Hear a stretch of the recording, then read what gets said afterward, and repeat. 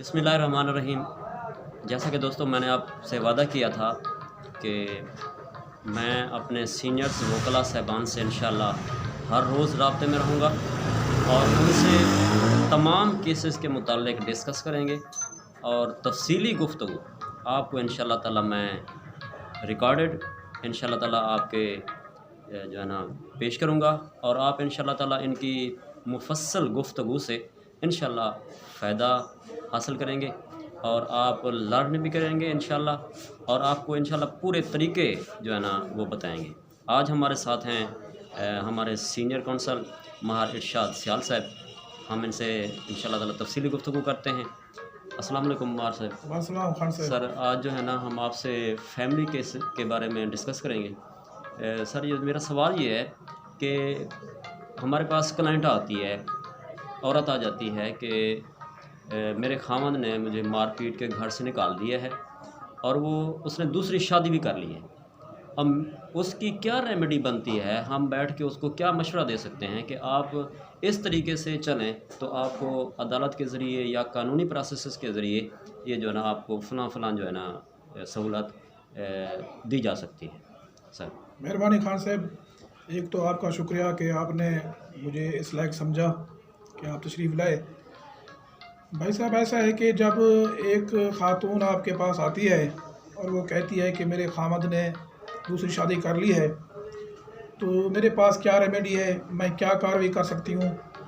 तो first of all तो ये है कि आपने उससे ये पूछना है कि आप के कितने बच्चे हैं और आपकी शादी कब हुई है।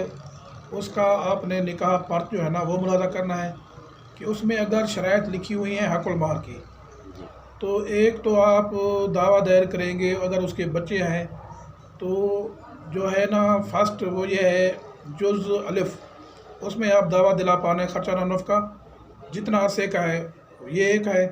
दूसरा हक़ुल महर जो भी मेंशन है पर्च निकाह में आपने वो मुतालबा करना है। तीसरा अगर उसका सामान जहेज़ है तो आपने सामान जहेज़ का भी वो दावा दायर करना है। आपने फैमिली सेट मंगवाना है।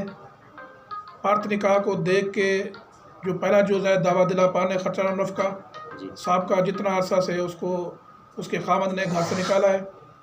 सेकंड जो जुज़ है बे वो है दावा दिला पाने हक़ुल महर जो मेंशन है। तीसरा जो है ना वो दावा दिला पाने वापसी सामान जहेज़, उसकी वो जितना भी तफसील हो आपने उस ख़ातून से पूछना है। उसकी लिस्ट तैयार करनी है। अगर उसके पास लिस्ट ऑलरेडी मौजूद है तो उसको आपने जो है ना प्लेट के साथ लफ करना है। तो फैमिली जो सेट है उसमें एक तो हो गया प्लेट दावा, दूसरा उसमें पता ख़ातून कहाँ की रिहायशी है, तीसरा जो है ना वो हो गया पेश करदा जो आपने कागजात लगाने हैं, तीसरा जो है ना वो है मुनसरा कि आपने कौन से कागजात आगे पेश करने हैं। तो जो इन्हसार आप करेंगे तो वो जो है ना मुनसरा हो गया, शेड्यूल गवान हो गया और लिस्ट सामान जायज़ होगी, वकालतनामा तलबाना ये सेट जो है ना आपने वो तैयार करना है। तो आपने ख़ातून से ये पूछना है कि आया आपके मर्द ने जो है ना आपसे दूसरी शादी की इजाज़तनामा यूनियन काउंसिल से लिया था। अगर उसने दूसरी शादी का इजाज़तनामा लिया है तो फिर यह है कि आपने उसमें मेंशन करना है कि मुझे यूनियन काउंसिल ने तलब किया था या नहीं किया था।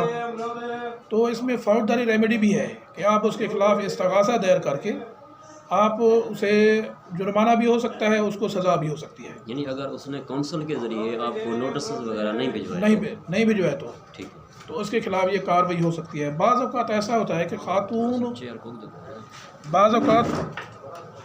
बाज़ औक़ात ऐसा होता है कि ख़ातून को पता नहीं चलता और जो खामद है वो यूनियन काउंसिल में लेन देन करके वो एक फ़र्ज़ी इजाज़तनामा ले लेता है, तो उसकी कानूनी तौर पे कोई ऐसी हैसियत नहीं होती है।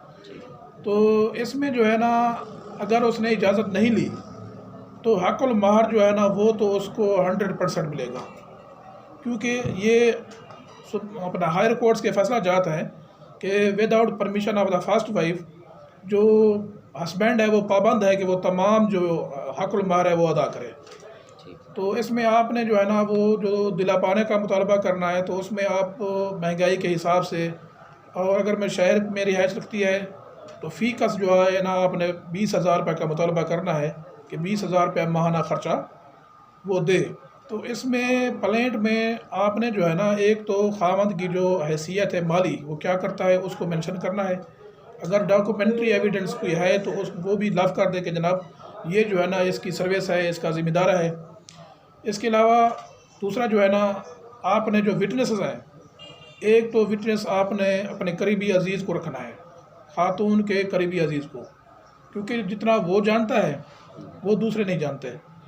तो हक़ुल महर का जो अपना विटनेस है निकाह फरम का, वो भी उसका अगर कोई मेंशन है अजीज़ उसको भी आप गवाह बनाएं। तो ये आपका जो है ना केस तैयार हो जाएगा। आगे जो है ना वो है उसका ट्रायल। तो यकीनन जूनियर्स वकला को मेहनत करनी चाहिए, क्योंकि मेहनत के बाद ही इंसान जो है ना वो प्रॉपर केस लड़ सकता है। और ये फैमिली केसेस जो है ना अगर काउंसल गलती ना करे और मुकम्मल तैयारी करवाए विटनेसेस की भी, और तो इसमें 100% चांस है कि खामद जो है ना वो अदा करने का पाबंद है। और तो सवाल ये है सर, जब तमाम जो है ना अपना लिफाफा हम ले लेते हैं, लिफाफा लेके आते हैं, उसमें तरतीब से ये बताएं कि उसमें क्या क्या चीज़ होती है, उसको फिलअप कैसे करना है। मतलब जैसे पता है, पते में क्या चीज़ मेंशन करनी होती है। मतलब पता में आपने फ़र्ज़ किया एक खातून का नाम खदीजा है, उसके वालिद का नाम यानी जो भी है ना इजाज़ हुसैन रख लें, कोई भी है, ठीक है। उसकी कौम लिखनी है, उसकी वो जो रिहाइश है मौज़ा है, चक है, और जो वार्ड है वो लिखना है, तहसील लिखनी है, और ज़िला मुज़फ़्फ़रगढ़ जो भी है, ज़िला मुज़फ़्फ़रगढ़ है यानी और जो भी है ये लिखना है। जो पता है अपना पेश करता है उसमें आपने जो डॉक्यूमेंट्स, एक तो हो गया अर्ज़ी दावा, दूसरा हो गया शेड्यूल गवान, पता, मुनसरा, वकालत मुख्तियारनामा, और जो तलबाना है ये आपने मेंशन करना है। और जो आपने डॉक्यूमेंट्स देने हैं वो हो गया पेश करदा मुनसरा, उसमें आपने मेंशन करना है कि जनाब ये जो है ना हम इन्सार करते हैं और ये जो है डॉक्यूमेंट्स हम नेक्स्ट एविडेंस में पेश करेंगे।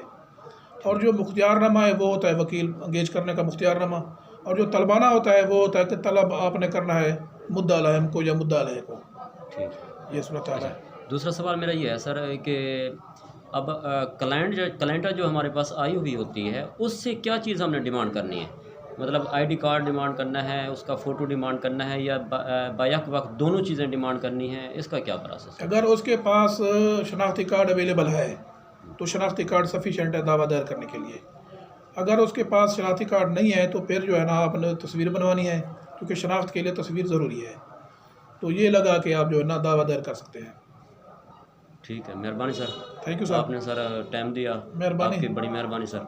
बहुत शुक्रिया खान साहब आपकी। ये जो है ना काविश यकीन जाने बहुत है, बहुत अहम है, और ख़ास तौर पे जो जूनियर्स वकला हैं उनके लिए ये रहनुमाई के लिए बहुत ही अहम है। आप जो है ना इस काविश को जारी रखें। अल्लाह ताला आपका हामी नासर हो। मेहरबानी sir, thank thank you. You, बहुत मेहरबानी।